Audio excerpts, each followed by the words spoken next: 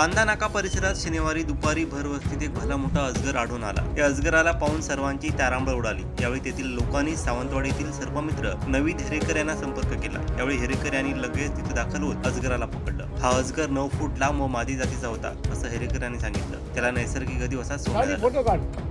हा थांब मी घरात घेते फोटो काढ।